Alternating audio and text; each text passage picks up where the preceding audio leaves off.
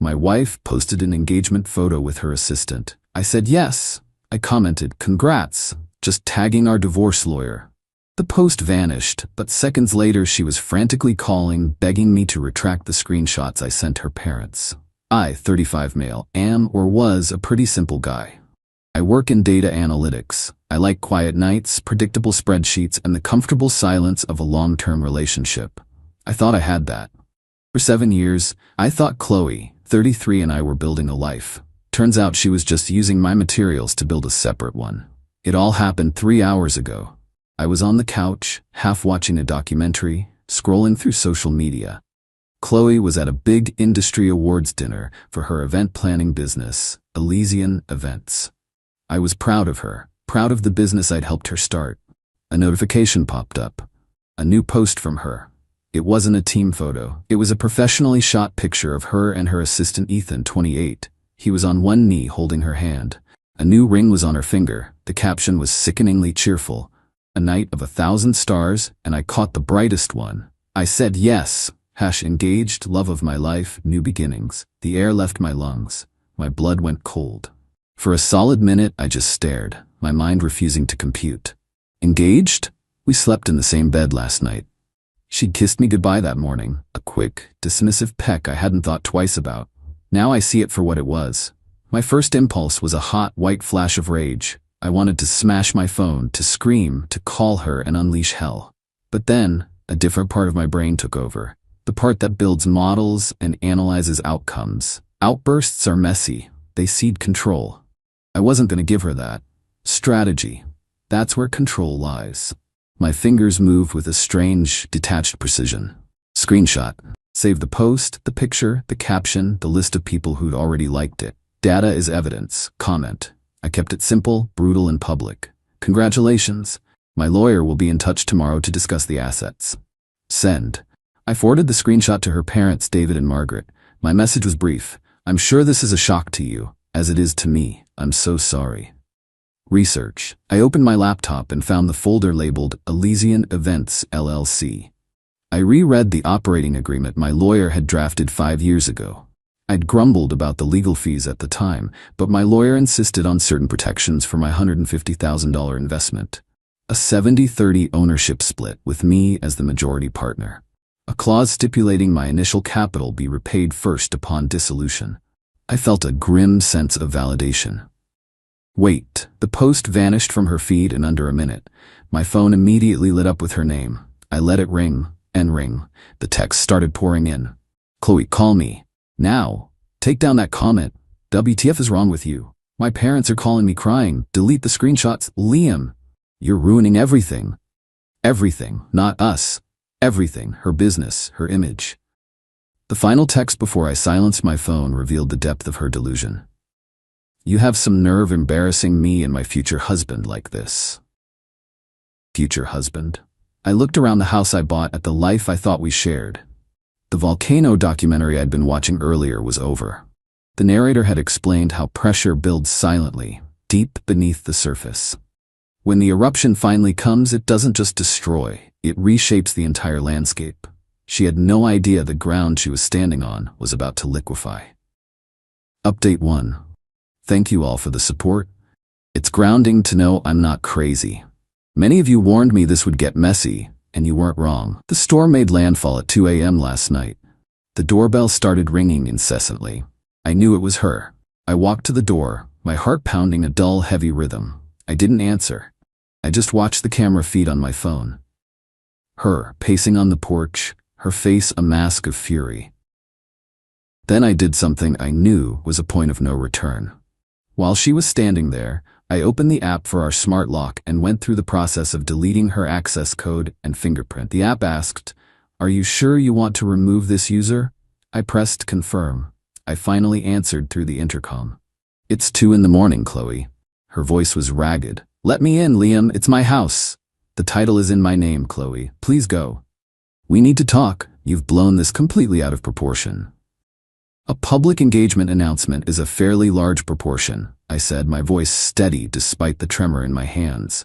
Then she tried it. She put her thumb on the scanner. Nothing. She furiously typed in her code. The lock chirped with a rejection tone. I watched her face on my phone as the realization dawned. It wasn't just that I was angry, it was that I was already taking things away from her. The shift from fury to genuine panic was visible. "You changed the code?" she whispered, her voice cracking. "You locked me out?" "I'm protecting my assets," I said. "You should understand that." She unleashed a torrent of abuse then, threats and names I won't repeat. I cut the intercom and watched her eventually give up and retreat to her car. The next day, the real games began. I got a call from her father, David. He's a stern, old money type, and he tried to take a disappointed headmaster tone. "Liam, this public display, it's graceless." "With respect, David, my wife announced her engagement to another man. I think the grace ship has sailed, and she was the one who torpedoed it. She's a mess. She made a terrible mistake." It wasn't one mistake, it was 1,000 of them. The lying, the affair, the planning, the ring, the public post. That's a project plan, David, not a mistake. He sighed. "What about the business? Don't ruin her over this." "The business is a legal matter," I said, ending the call. The first dirty trick surfaced this afternoon. I got an alert from my bank, a debit card charge from the Elysian Events account at a luxury handbag store for $2,800. Because it was a debit, it went through instantly. I felt a surge of adrenaline. I immediately called the bank, reported the card stolen, and began the arduous process of freezing the primary account. While on the phone with the fraud department, another alert came through, a declined charge for $5,000 from a travel agency. I was too late for the purse, but I'd stopped the vacation. It was a small, infuriating loss, but a valuable lesson. She was going for scorched earth. The war had begun, and she had just given me my first piece of evidence for the financial battle to come. Update 2. This has been the longest month of my life.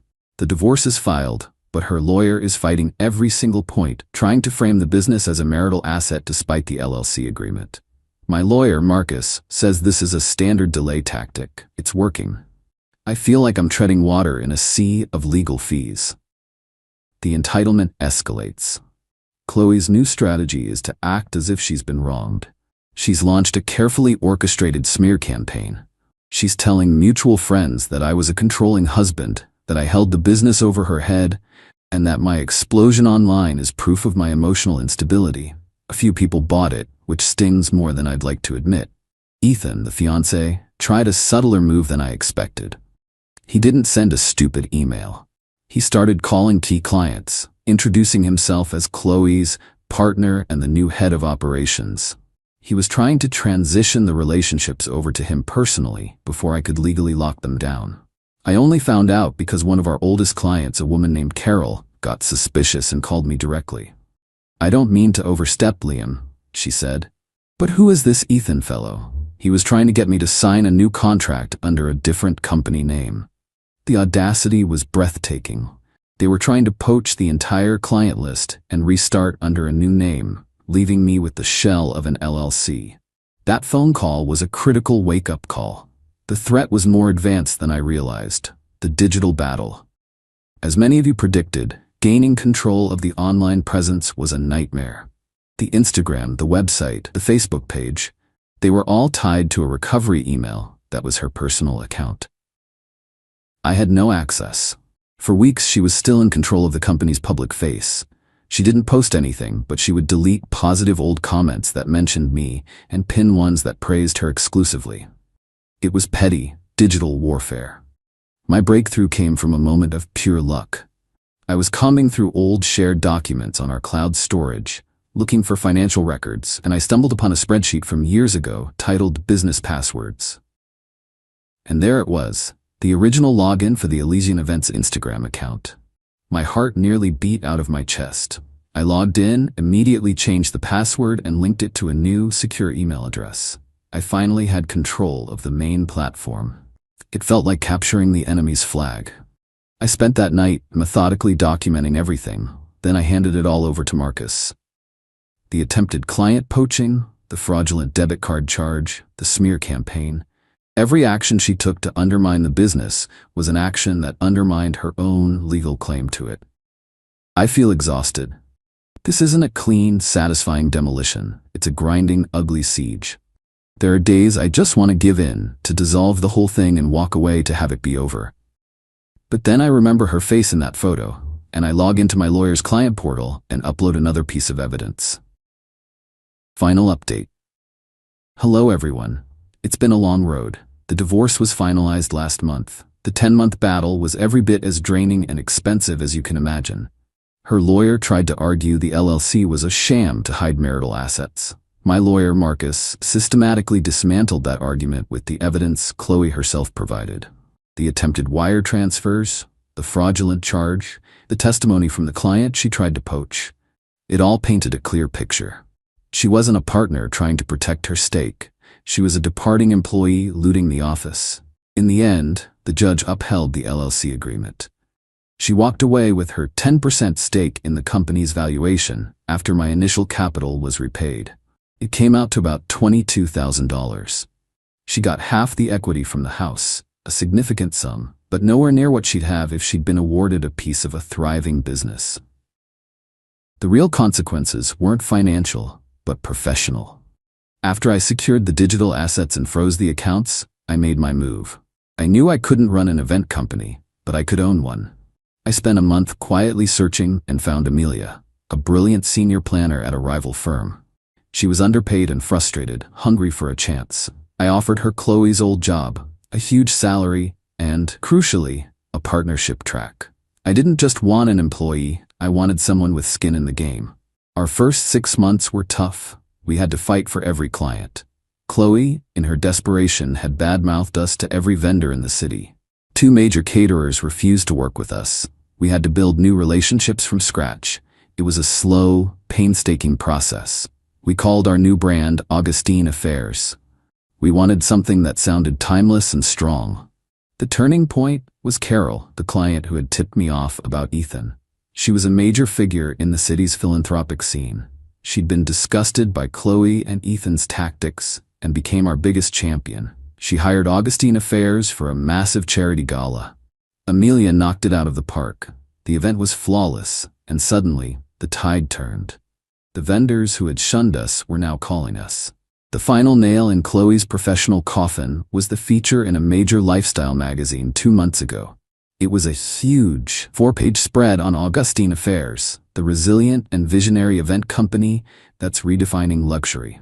It lauded Amelia as a fresh, new voice. There was a gorgeous photo of Amelia and her team in our office, the one Chloe had designed. They linked to our Instagram, the same account with 15,000 followers she had used to announce her fake engagement. I heard through the grapevine what happened to Chloe and Ethan. Their relationship crumbled under the financial strain and public failure. Their attempt to start their own company was a disaster. No one trusted them. He now works in electronics retail. She, I heard from her father, moved 2 hours away to live with her sister, completely defeated. The shame was too much to face here. As for me, I'm not the same man I was a year ago. I'm tougher, more cynical. But I'm okay. The rage has been replaced by a quiet sense of finality. I sold the house and bought a condo in a different part of town. Overseeing the business side of Augustine Affairs has been surprisingly fulfilling. I'm not just a data analyst anymore. I'm a business owner. This wasn't a clean win. It was a messy, brutal, and expensive war of attrition. I have the scars and the legal bills to prove it. But I also have a thriving business and my self-respect. She wanted a new beginning. She got one. It just wasn't the one she pictured. And as it turns out, neither did I. Mine is better.